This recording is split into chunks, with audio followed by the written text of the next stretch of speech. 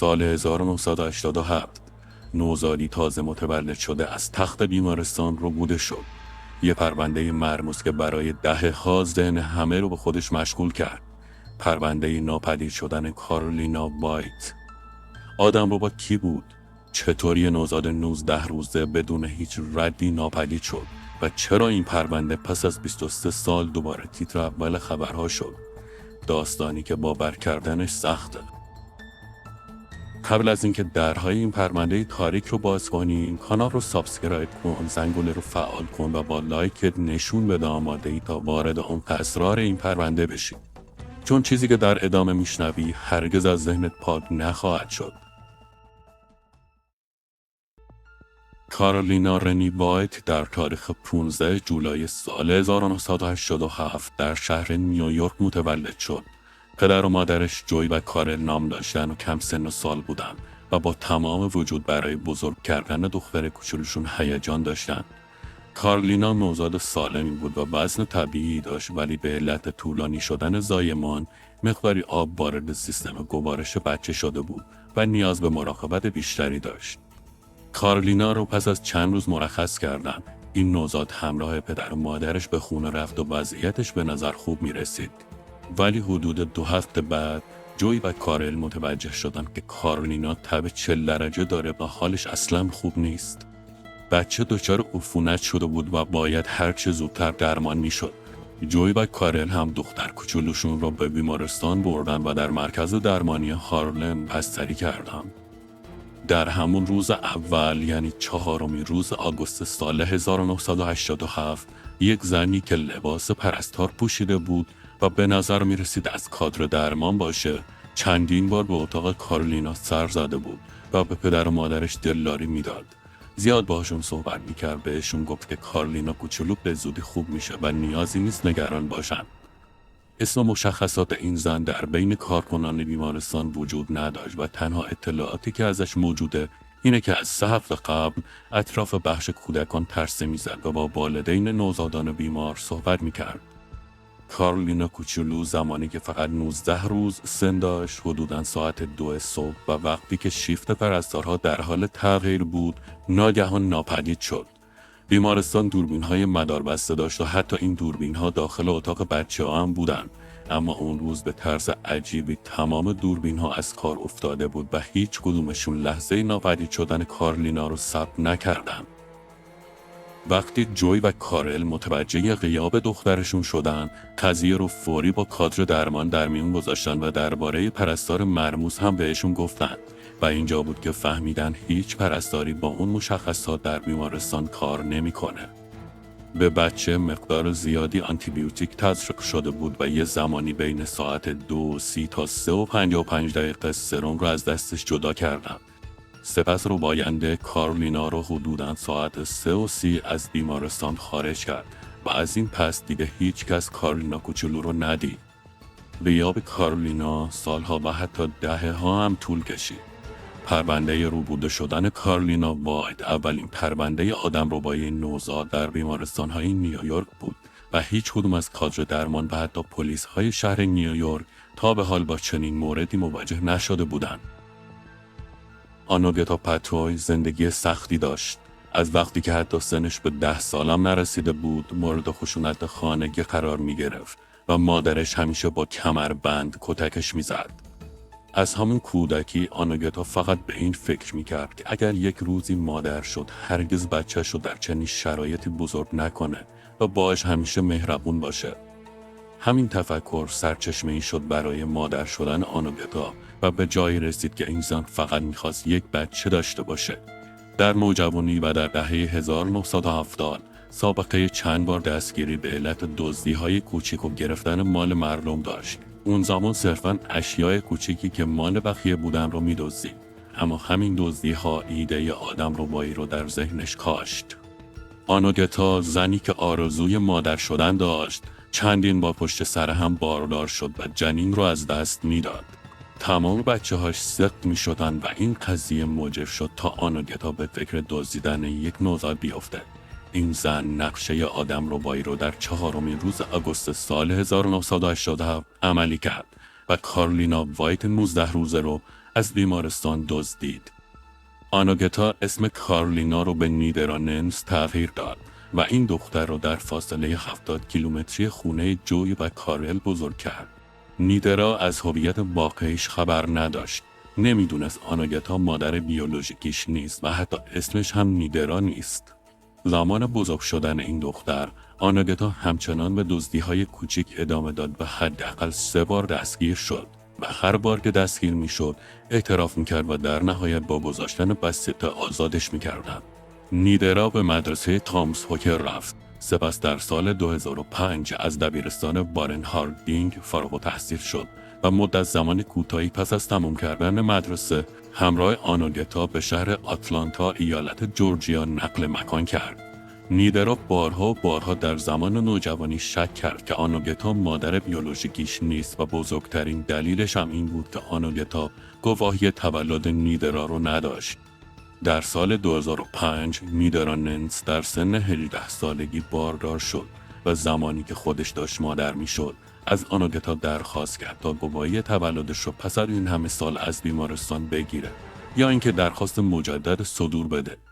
نیدرا برای دریافت بیمه درمانی بچه خودش نیاز به گواهی تولد خودش داشت و بدون گواهی نمیتونست بیمه دریافت کنه. آناگتا یه گواهی جعلی برای نیدرا درست کرد و وقتی نیدرا این گواهی رو به شرکت بیمه داد بهش گفتن تخلبی و نمیتونن قبولش کنن. نیدرا عصبانی شد. در عصر همون روز سراغ مادرش رفت و باهاش دعوا کرد و در نهایت آناگتا به گریه افتاد. در حالی که اشک میریخت به نیدرا گفت که مادر بیولوژیکیش نیست و به همین خاطر گواهی تولدش رو نداره. نیدرا چندان تعجب نکرد. میدونست هیچ شباهت ظاهری به مادرش نداره و این زن هیچ کدوم از مدارک هویتی نیدرا رو هم هرگز بهش نداده. با این حال آناگتا تمام حقیقت رو بیان نکرد.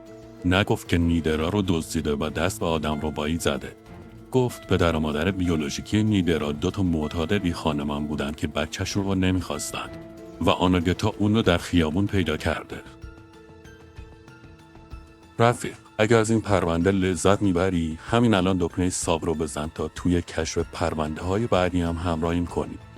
ممنون که ویدیو رو لایک میکنی. حالا بریم سراغ ادامه این پرونده. نیدرا کل عمر از مادرش دروغ شنیده بود. حرف آناگتا رو باور نکرد و میدونست یه جای کار میلنگه. در سن 23 سالگی و زمانی که 23 سال از ربوده شدنش گذشته بود، سراغ وبسایت‌هایی مثل مرکز ملی کودکان گمشده رفت و با بررسی سال تولدش و نوزادان گمشده در نیویورک متوجه یک پرونده به خصوص شد. پرونده آدمربایی کارلینا وایت 19 روزه، نوزادی که جوی و کارل بلافاصله پس از ربوده شدنش سراغ پلیس رفتن. براش پرونده تشکیل دادن، دنبالش گشتن، اسم و عکسش رو در تمام خبرگزاری ها منتشر کردن و هنوز هم به پیدا شدن دختری گم شدهشون امیدوارن. عکسی که از این نوزاد در سایت گذاشته شده بود با عکسای کودکی نیدرا مو نمیزد و دقیقاً شبیه به خودش بود. نیدرا با تلفنی که در سایت زده شده بود تماس گرفت و موفق شد با جوی و کارل صحبت کنه. در ژانویه 2011 آزمایش DNA انجام داد و در نهایت متوجه شد که کسی به اسم نیدرا ننس وجود خارجی نداره. پس از تایید هویت اون دختر با استفاده از آزمایش DNA، اداره تحقیقات فدرال آمریکا یک پرونده جدید برای پیدا کردن و دستگیری آناگتا تشکیل داد. در اینجا یک نکته که وجود داره اینه که قوانین ایالتی با فدرال کاملا یکی نیستند. بینشون تفاوت‌های زیادی وجود داره و یکی از این تفاوت‌ها در قانون مرور زمان هست. به این معنی که بعضی از پرونده‌ها تاریخ انقضا دارن. یعنی وقتی اون مدت زمان مشخص بگذره، پرونده حل نشده باقی بمونه و مجرمش رو هم دستگیر نکنن، مسئله قانونی رو کلاً میبندن و پرونده به طور کلی مخدومه اعلام میشه. پس از این مدت زمان مشخص حتی اگر مجرم پیدا بشه دیگه گناهکار شناخته نمیشه. در ایالت نیویورک قانون مرور زمان شامل آدمربایی هم میشه. بعد از اونجایی که 23 سال از پرونده آدمربایی اون دختر گذشته بود، پلیس نیویورک به خاطر قوانین ایالتی نمیتونست پرونده علیه آناگتا تشکیل بده. با این حال جرم آدمربایی در قوانین فدرال هیچ بازه زمانی مشخصی نداره و فقط به خاطر همین تونستن حکم بازداشت آنوگتا رو صادر کنن.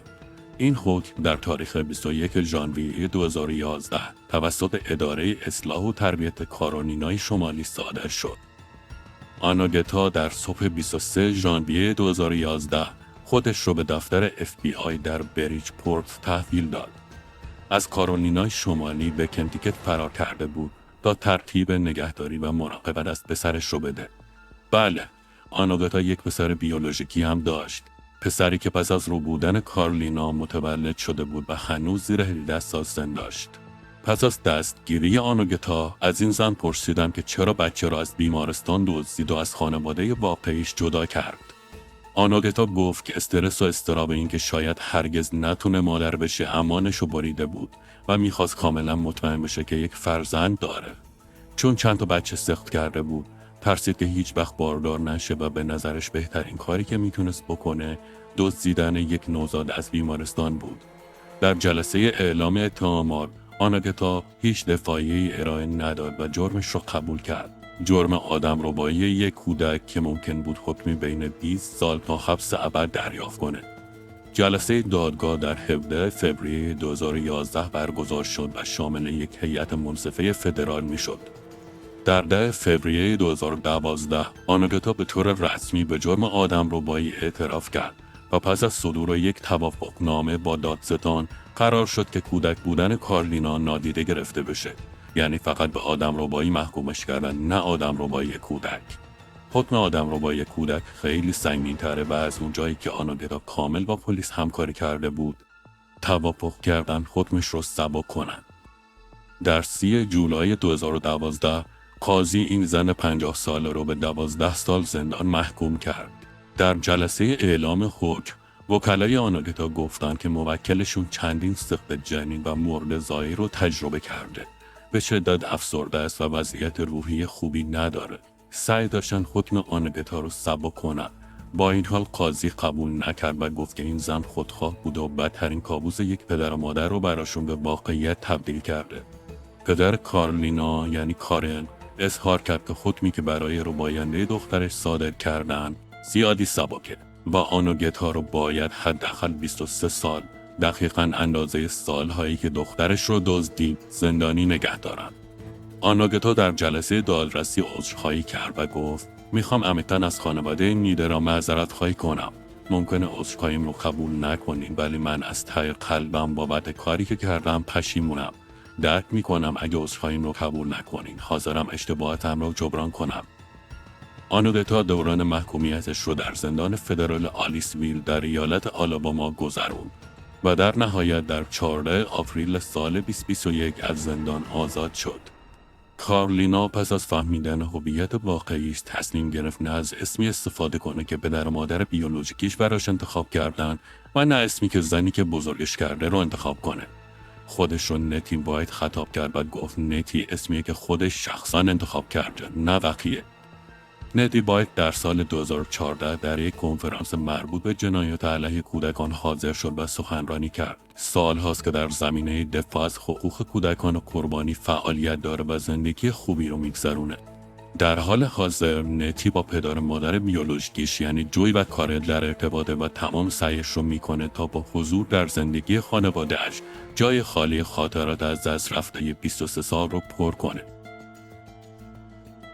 مرسی که تا آخرین پرونده همراه من بودی. اگه به داستان‌های واقعی و پرونده‌های جنایی علاقه داری، حتما دکمه سابسکرایب رو بزن و زنگوله رو فعال کن تا ویدیوهای بعدی رو از دست ندی. لایک یادت نره و توی کامنت ها بهم بگو نظر درباره این پرونده چیه. تا پرونده بعدی مراقب خودت باش.